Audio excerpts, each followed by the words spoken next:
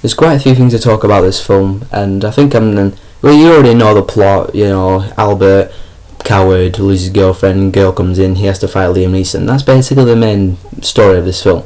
So let's just start getting into reviewing it, and positives, negatives, well, more negatives than positives, but anyway, here we go. So the positives I like about this film, actually no, let's start with the negatives, because there's more negatives than positives. It's actually like 2 positives. Negatives. This film, number one, is on for far too long for the kind of film that it is. It's on for like 1 hour and 58 minutes, so let's just call it 2 hours long. It's on for 2 hours, and it drags out so much. There's lots of scenes that went on for far too long. I was like, oh, come on, hurry up, finish. Most of them scenes were romantic encounters between Seth MacFarlane and Charlize Theron's characters, and I was like, oh, come on, hurry up, lovey-dovey, blah blah blah, mate with a laugh. That's what you're supposed to do, Seth MacFarlane, hurry up. But they just dragged on. In terms of the characters and the actors, my favourite actor / character in this film was Liam Neeson's character. He was called Clinch, I think. He was the bad guy outlaw, and he has about 7 minutes screen time in this film, and that's very bad for the villain of the film. And to say that your favourite character of a film is someone who has 7 minutes screen time out of a 2 hour film is, yeah, it's not right. Other actors in the film, Charlize Theron, yeah, she was good as her role. Didn't really like the character that much. I just think that the love scenes and stuff between her and Seth MacFarlane was just like dragged out, like I said. Amanda Seyfried plays Seth MacFarlane's ex-girlfriend who dumps him like at the very beginning of the film. She wasn't in it that much.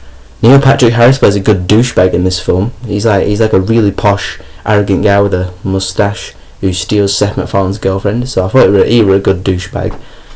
And that's pretty much it. No more. Sorry. Giovanna Ribisi and Sarah Silverman play these two Christian couple. She's a prostitute, and I just thought their storyline were completely unnecessary to the story. So I think they could have been taken out completely. So I think they shouldn't have even been in the film that much. Other negatives. That's pretty much it. There's also the positives now. The positives I like about this film, there's 2 cameos in this film from Jamie Foxx cameos as Django, which was awesome, and Christopher Lloyd cameos as Doc Brown from the Back to the Future 3 Doc Brown, and that was awesome as well. They're the 2 things I really do love about this film, them 2 cameos.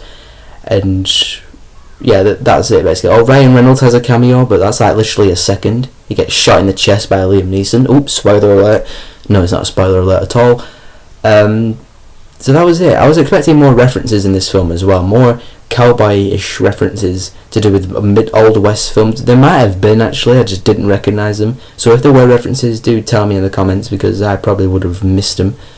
So that's pretty much it. So in the end, A Million Ways to Die in the West, I thought was a huge disappointment. I didn't expect much of it. I didn't expect it to be better than Ted, but I expected it to be better than what it was. It was on for far too long, 2 hours running time, no. Dragged out scenes, not really very good characters, really. The only 2 things I really liked about the film were Liam Neeson and the 2 cameos from Jamie Foxx and Christopher Lloyd. And that was pretty much it. So, in the end, I gave A Million Ways to Die in the West 2 stars.